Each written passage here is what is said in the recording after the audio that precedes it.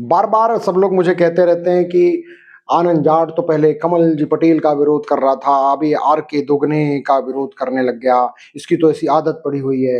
भाई साहब, मैं गलत विरोध नहीं करता हूं। मैं थोड़ा सा ज्यादा सूचित आदमी हूं। मुझे क्या थोड़ी पहले समझ में आ जाती है। मैं दोगने जी के साथ में रहा हूं, इसलिए मैं इनकी नीयत को अच्छे से जानता हूं, इसलिए मैं इनका विरोध करता हूं। ये आदमी विधायकी के नाम पर केवल फॉर्मेलिटी कर रहा है, फॉर्मेलिटी। ये विधायक के लिए जो कार्य होते हैं वो बिल्कुल नहीं कर रहा है। आज इसने जो किसानों के साथ में जो धोखाधड़ी की है, आज इसने जो नौटंकी की है, ये इस बात का प्रमाण है कि मैं जो विरोध कर रहा हूं वो एक भी बात गलत नहीं है। पहले तो प्रहलाद पटेल जी का पूरे कांग्रेसियों ने जो है विरोध किया, गिरफ्तारी दी, भरसक विरोध किया, तगड़ा विरोध किया। पुलिस ने डग्गे में बैठाया उनको, उनकी गिरफ्तारी हुई, फिर उनको मुचलके पे छोड़ दिया। ये सारा घटनाक्रम चला है लगभग 1 बजे।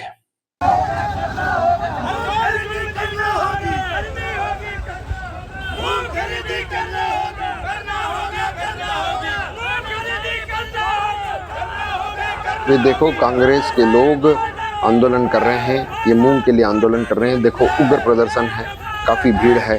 यहाँ पर कहीं पर भी आर के दोगने है ही नहीं। एक एक फोटो में उठा के देख लो, आर के दोगने कहीं नहीं है। ये देखो, इनमें कहीं पर भी आर के दोगने नहीं है।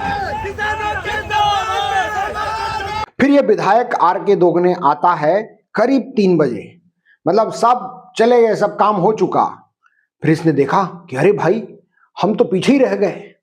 तो इसने एक फॉर्मेलिटी के लिए पुलिस को बोला और पुलिस के डग्गे में कंडक्टर की तरह 2 मिनट बैठा, थोड़ी सी दूर के लिए, और वीडियोग्राफी कराई। ये देखो, कुछ कांग्रेसियों के साथ में वीडियो बनवा रहा है। जो हुजूम पहले वाले वीडियो में था वो नहीं है, ये केवल वीडियोग्राफी कराने आया था। देखो, बस सबूत है ये बहुत बड़ा। ये पक्का नौटंकीबाज है। ये केवल श्रेय लेने के लिए वहां पर गया था। इसको किसानों से कोई मतलब नहीं है, केवल वीडियोग्राफी कराना, फोटोग्राफी कराना। विधायक आर के दोगने जी की नौटंकी तो हमने इस साल मुंह में पानी के समय भी देखी। एक हमारे हरदा जिले की टिमरनी विधानसभा के कम आयु के विधायक अभिजीत शाह जी, वो भाई साहब जल समाधि लेके बैठ गए कि हमको मुंह में पानी चाहिए। तब ये आर के दोगने जी को इनके साथियों ने लताड़ा कि भाई, वो छोटा सा बच्चा श्रेय लेके चला जाएगा। जब जाके ये केवल फॉर्मेलिटी के लिए पैजामा ऊपर चढ़ा के फोटो खिंचवा के आ गया। ये इतना बड़ा नौटंकीबाज है, लेकिन इसने कष्ट नहीं उठाया। एक श्रेय आर के दोगने जी लेते हैं कि मुंह में पानी आर के दोगने जी की वजह से आना शुरू हुआ।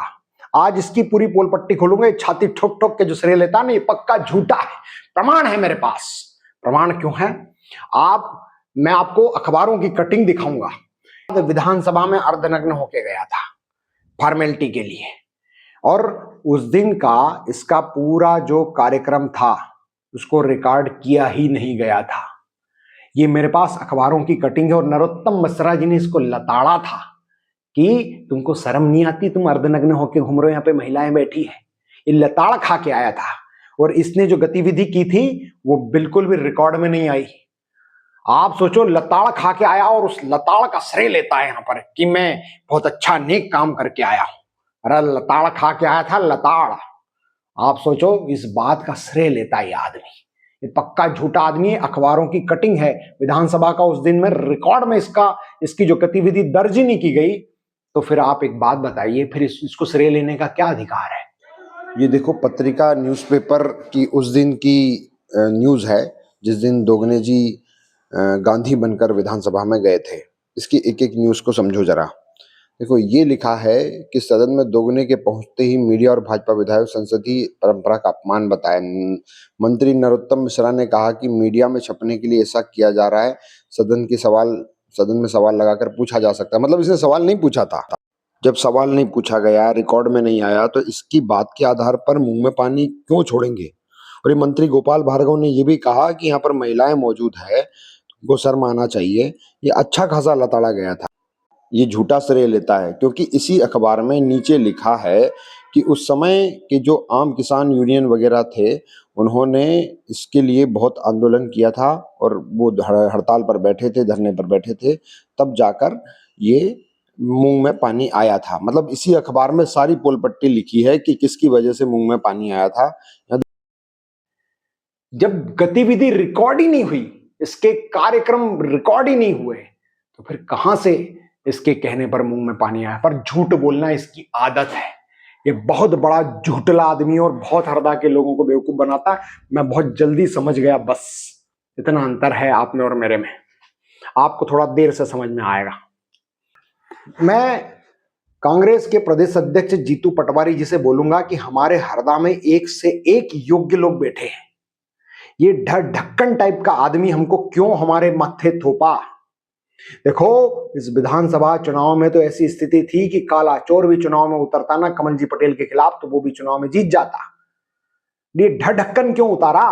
पक्का आलसी और निकम्मा आदमी है ये इस पे मैं बहुत गुस्सा करता हूं। इसलिए करता हूं कि मैंने इसको जितवाने के लिए बहुत कुर्बानियां दी है, मैंने बहुत तकलीफ उठाई है, सारी बलि मेरी चढ़ी।